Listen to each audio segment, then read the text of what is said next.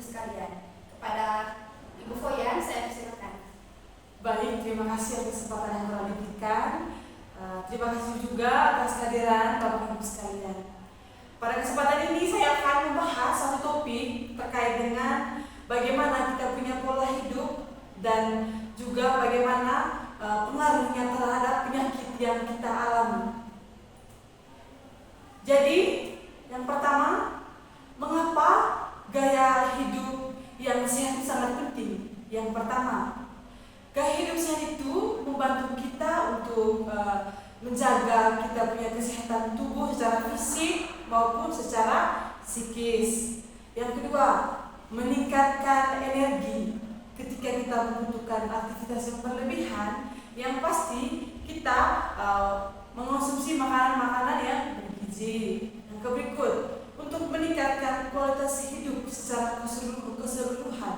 Ketika Bapak Ibu mengonsumsi atau gaya hidup pola makannya itu teratur, maka kita punya kualitas hidup semakin meningkat. Yang berikut juga menjaga kehidupan orang lain. Kalau misalnya Bapak Ibu juga di sini berperilaku tidak sehat, BAB sembarang saja, itu akan mempengaruhi terhadap orang lain juga. Oke. Di sini nanti saya akan menjelaskan terkait dengan apa saja penyakit menular dan penyakit tidak menular. Penyakit tidak menular itu dia bukan disebabkan oleh infeksi atau virus dan bakteri. Nah, penyakit tidak menular ini perkembangan secara perlahan dan bersifatnya kronik. Nah, contoh dari gini dulu. Apa sih faktor risiko penyakit tidak menular ini? Kenapa sampai orang mengalami penyakit-penyakit tidak menular? Contoh penyakitnya itu yang pertama, ada hipertensi, terus ada kanker, ada diabetes mellitus, ada juga penyakit stroke, penyakit ginjal, dan biasanya juga yang penyakit itu ini yang disebabkan risiko yang pertama itu karena untuk Bapak harus kenal karena merokok juga ya salah satu penyebab ya faktor risiko dari penyakit ini. Masalah hipertensi juga itu. Konsumsi alkohol, yang berikut pola makan yang tidak sehat. Biasanya Bapak Ibu di sini pola makannya kalau bukan makan gorengan saja, makan apa Bapak Ibu? Ya, makan gorengan pasti sering ya Bapak Ibu. Dan juga kurang konsumsi sayur dan buah-buahan. Begini, memang kalau kita yang di rata-rata di kampung, setidaknya kalau ada kebun harus memanfaatkan dengan baik, tanam sayur, tanam mentimun, dan yang terakhir kurang aktivitas fisik. Beda aktivitas fisik ketika menerima aku pamang saatnya olahraga. Setidaknya kalau Bapak Ibu menggo menerima setiap hari memang itu tuh keluar keringat, tetapi dengan keras kan itu kan bekerja. Kalau aktivitas fisik itu kita lari dengan penuh dengan tidak ada stres. Salah satu keuntungan kalau kita aktivitas fisik Bapak Ibu adalah kita menghilangkan semua kita punya beban dan stres. Contoh Ibu. Iya betul. Yang kedua terkait dengan penyakit menular. Mungkin Bapak Ibu sekalian pernah mendengar ada penyakit menular. Oh, sudah pernah mendengarkan? Coba Ibu sebutkan. Oh betul, ya salah satunya adalah orang yang mengalami TB. Betul Ibu. Nah, penyakit menular itu disebabkan oleh beberapa faktor atau mikroorganisme. Nah, seperti apa cara penularannya dari penyakit ini? Sebelumnya saya akan beritahu dulu apa saja penyakit menular itu. Yang pertama ada tuberkulosis. Orang biasanya itu Bapak tadi bukan dia mengalami apa? TB bisa dia sebutnya. Dan juga DBD. Apa biasanya DBD biasanya kalau sebutannya di kampung-kampung malaria, orang malaria. Ya. Terus juga COVID-19 yang terjadi itu. Yang berikut juga yang kedua adalah HIV/AIDS, hepatitis. Nah, Bapak Ibu sekalian, penyakit-penyakit yang saya sebutkan itu tadi itu merupakan penyakit menular. Pertanyaan lanjutnya, seperti apa cara penularannya? Yang cara penularannya secara langsung dan tidak langsung. Kalau misalnya penyakit DBD/WHO, orang yang mengalami DBD dia menular.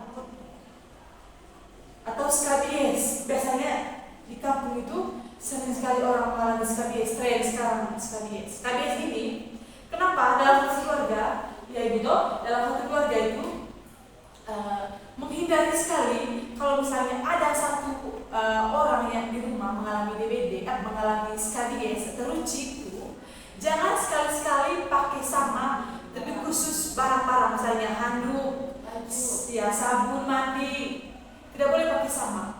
Karena itu secara langsung dia punya lewat perantaraan harus handuk, sabun, baju atau benda-benda yang lain. Itu secara perantara untuk menular ke orang lain.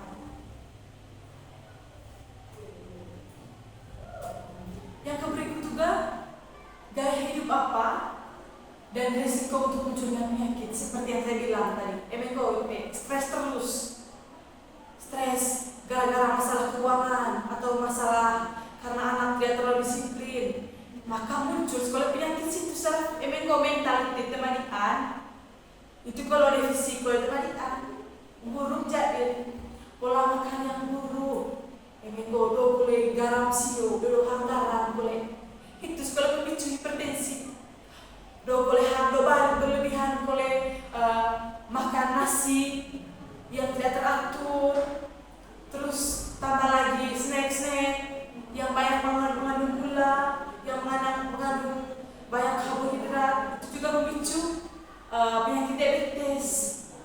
Si bapak-bapak yang merokok, alkohol, kurangi supaya tidak terganggu di paru-paru. Ya Bapak ya? Nah, pertanyaannya, Ibu, apa strategi pencegahan untuk penyakit tidak menular ini? Seperti apa pencegahannya? Yang pertama, dari dalam diri sendiri, tanamkan dan membiasakan untuk hidup sehat.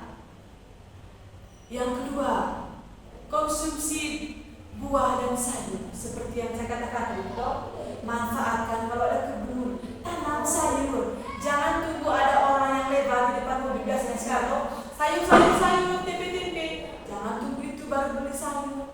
Tanam kalau ada kebun, tanamkan itu, tanam sendiri. Yang berikut juga mencegah berikut lingkungan yang bersih. Oni desa dan kadasi lingkungan yang tidak bersih, banget sampah, tidak ada tempat penampungan sampah, maka muncul nyamuk-nyamuk situ. Kumpulan itu dia tempat sampah oleh baru tempat sampah. Meli buang sisa itu sampah-sampahnya. Itu muncul nyamuk, nyamuk yang kelinte, muncullah malaria, DBD itu. Kok coba deh? Iya. Yang berikut juga harus cek kesehatan. Jangan tunggu sakit, jangan tunggu ada gejala baru ke rumah sakit. Harus manfaatkan BPJS dengan baik, ya Bapak Ibu. Si Bapak Mama punya penyakit, oleh puskesmas pernah melakukan tensi, tekanan darah yang semakin tinggi, harus oleh puskesmas kontrol. Ayo kontrol antara lebih jauh kalau dia penyakit itu. Harus punya niat dalam diri, saya harus sehat. Aku harus oleh fasilitas kesehatan yang terdekat itu. Nah, yang lain juga tadi harus bisa luangkan waktu untuk keluarga, bersama keluarga. Sekali-sekali jalan-jalan, tidak harus pergi ke suatu tempat, ke Bali, kumpul keluarga. Jangan setiap hari ke kebun, tidak pernah berkumpul dengan keluarga. Gitu. Harus luangkan waktu untuk bersama Nah, pola makan sehat apa tadi? Emengko si mama, kita mentimun sio, terus kacang hijau, sot gope, sayur sapi, apalah segala macam, wortel, harus tanamkan semua itu. Harus gope mama. Emengko makanan itu boleh buru, hai maka muncul sekolah kopi yang kecil, apalagi si bapak sok. Hindari rokok. Kalau ada anak-anak bayi di rumah, tolong jauhkan dari itu asap-asap rokok itu anak-anak. Karena akan berpotensi juga mengganggu mereka punya organ-organ tubuh yang masih kecil itu. Nah, yang berikut strategi untuk pencegahan penyakit yang menular tadi, seperti penyakit HIV/AIDS itu, penyakit tuberkulosis itu, skabies, DBD. Nah, dengan cara apa? Melakukan vaksin. Yang kedua, cuci tangan dan bersihkan sanitasi. Kalau yang DBD tadi harus jemur kasur. Terus handuk tidak boleh pakai sama dengan orang yang mengalami penyakit skabies. Ya, tidak boleh pakai sama. Harus masing-masing deh mama bapak. Ya, harus masing-masing, betul. Yang berikut, MKOT sudah pernah kontak dengan orang yang mengalami penyakit menular seperti aku, bapak-bapak. Harus memantau dulu. Aku pesan pernah, ayo cuma aku pernah kontak misalnya jabat tangan, belum permisi kalau misalnya ada yang pernah kontak hubungan seksualitas, harus segera deteksi dini. Jangan sampai penyakit yang dialami oleh si A ini menular ke saya. Saya harus ke fasilitas kesehatan.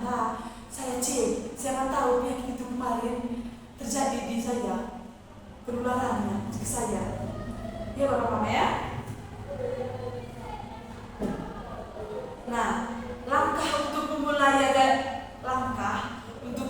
gaya hidup sehat seperti apa? Yang pertama, tetapkan tujuan. Harus ada dalam diri. Ketika sudah mendiagnosis penyakit hipertensi, penyakit diabetes, harus kau ada dalam pikiran. Aku harus sehat, aku harus umur panjang.